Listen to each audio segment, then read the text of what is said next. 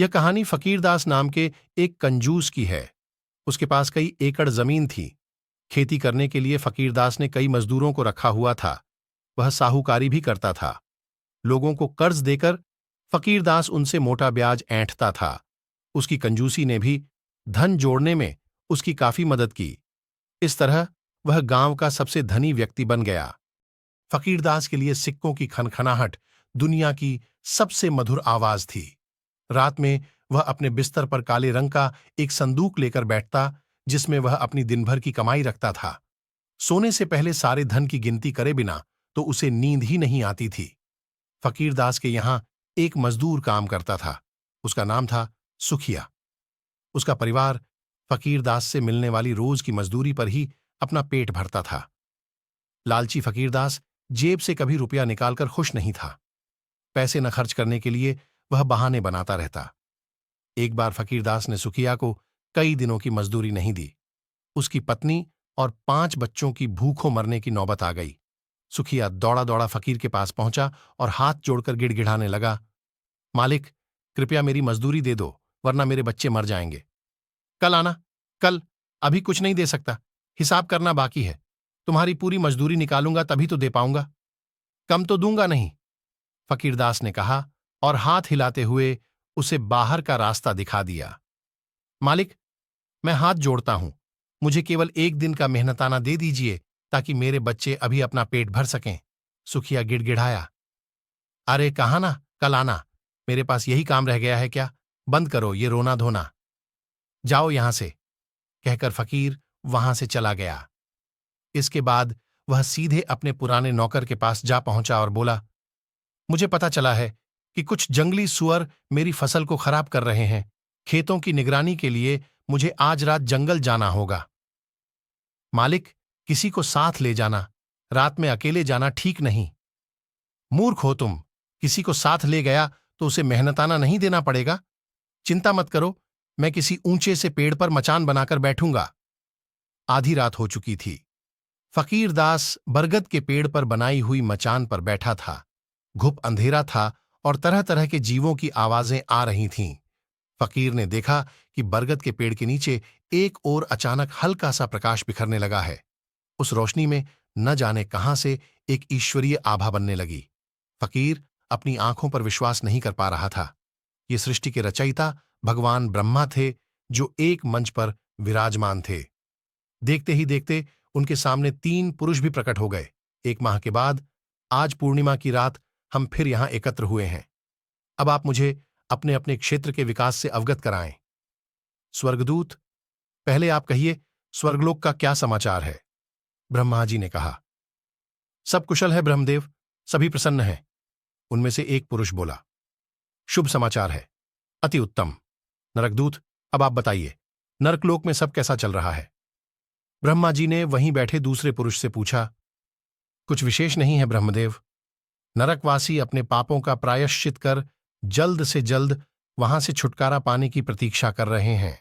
इसके बाद ब्रह्मदेव ने तीसरे पुरुष की ओर देखा और बोले, आप बताइए पृथ्वीदूत, पृथ्वी पर क्या हो रहा है? हे देव, पृथ्वी के अधिकांश भागों पर लोग आनंदमय जीवन व्यतीत कर रहे हैं। बस नजदीक के गांव में एक गंभीर समस्या खड़ी है। वह गांव फकीरदास नाम के एक निर्दयी व्यक्ति के दुर्व्यवहार और कुकर्मों से प्रताड़ित है। अब उसके यहां काम करने वाले मजदूर सुखिया को ही ले लीजिए। 1 सप्ताह हो चुका है, लालची फकीर ने अब तक सुखिया को उसका मेहनताना नहीं दिया है। उसका परिवार भूख से तड़प रहा है। पृथ्वीदूत, यह तो बहुत दुखद है। तुम ये थैला लो, इसमें सोने के सिक्के भरे हैं। कल रात को इन सिक्कों को सुखिया की झोपड़ी की छत से बरसा देना। ये सिक्के उन निर्धन श्रमिकों की हर जरूरत को पूरा करेंगे। इन शब्दों के साथ ब्रह्मदेव ने पृथ्वीदूत को एक थैला थमा दिया। कुछ ही पलों में सब अंतर्ध्यान हो गए और वही अंधेरा छा गया। फकीरदास घर की ओर दौड़ पड़ा। सुबह सुबह उसने सुखिया को बुलवा भेजा। सुखिया, मुझे क्षमा करो, कल मैंने तुम्हारी एक न सुनी। ये लो अपना 7 दिन का पारिश्रमिक। अच्छा, तुमसे एक आग्रह करना था। आग्रह नहीं, आप आदेश कीजिए मालिक, सुखिया ने कहा। फकीरदास के आचरण में अचानक आए इस बदलाव से वह हैरान था। सालों बीत गए इस आलीशान घर में रहते, इस ऐशो आराम से अब मन भर चुका है। मैंने तय किया है कि अब मैं साधारण जीवन बिताऊंगा, पूजा पाठ को अपनी जीवन शैली का हिस्सा बनाऊंगा। एक काम करो, तुम मेरे घर में रह लो और मैं तुम्हारी झोपड़ी को अपना घर बना लेता हूं। लेकिन मालिक, एक गरीब की झोपड़ी में आप कैसे रह पाएंगे? मेरी चिंता मत करो भाई, प्रभु नाम भजूंगा और रह लूंगा। मुंह खड़ा सुखिया मालिक से कुछ न कह सका। कुछ ही देर में फकीरदास सुखिया के घर पहुंच गया और सुखिया अपने परिवार को लेकर फकीरदास के शानदार मकान में। फकीरदास बड़ी बेसब्री से रात का इंतजार करने लगा। पृथ्वीदूत की प्रतीक्षा किए बिना ही फकीरदास झोपड़ी की छत पर चढ़ गया और उसने छप्पर में एक बड़ा सा छेद कर दिया। अब पृथ्वीदूत को सिक्के गिराने में परेशानी नहीं होगी, उसने सोचा। समय बीतता गया, सुबह हो गई, लेकिन ब्रह्मा जी के दूत या सोने के सिक्कों की कोई खबर नहीं थी। पृथ्वीदूत व्यस्त होंगे, सभी धरतीवासियों का दायित्व सिर्फ उन पर जो है। हो सकता है सुखिया के लिए वह समय न निकाल पाए हों, फकीर ने सोचा। फकीरदास हर रात पृथ्वीदूत का इंतजार करने लगा। उसे उम्मीद थी कि झोपड़ी में एक न एक दिन सोने के सिक्कों की बरसात जरूर होगी और वह सबसे धनवान बनेगा। ऐसा करते करते अगली पूर्णिमा आ गई। देवताओं की बातचीत सुनने फकीरदास दोबारा जाकर मचान पर बैठ गया। आखिर पृथ्वीदूत ने ब्रह्मा जी के निर्देशों का पालन क्यों नहीं किया? आधी रात के बाद ब्रह्मा जी तीनों दूतों के साथ प्रकट हुए। स्वर्ग और नरक की जानकारी लेने के बाद ब्रह्मा जी ने पृथ्वीदूत से पूछा, पृथ्वीदूत, क्या तुमने सुखिया के घर सोने के सिक्के पहुंचा दिए? क्षमा कीजिए ब्रह्मदेव, आपके आदेश का पालन करने के लिए मैं कई बार सुखिया की झोपड़ी पर गया, लेकिन मैंने जब भी नीचे झांका तो मैंने देखा कि वहां सुखिया नहीं, फकीरदास बैठा है और वह ऊपर ही नजर गड़ाए हुए है। मैं अदृश्य था, इसीलिए उसे दिखाई नहीं दिया। सुखिया की झोपड़ी में फकीरदास, तो सुखिया कहाँ है? ब्रह्मा जी ने पूछा। मैं दुविधा में पड़ गया ब्रह्मदेव। इसके बाद मैंने सुखिया को ढूंढा। आपको आश्चर्य होगा ब्रह्मदेव, सुखिया फकीरदास के घर में रह रहा है। अच्छा, तो यह बात है। फकीरदास को हमारी योजना की जानकारी मिल गई है, तभी उसने सोने के सिक्कों के लालच में सुखिया को अपने घर में भेज दिया और स्वयं दीनहीन झोपड़ी में डेरा जमाए हुए है। फकीरदास स्वयं को बहुत चतुर समझता है, लेकिन तुम्हारी समझदारी की प्रशंसा करनी होगी पृथ्वीदूत। ये बताओ, सुखिया का क्या हाल है? हे ब्रह्मदेव, सुखिया आरामदायक जीवन व्यतीत कर रहा है।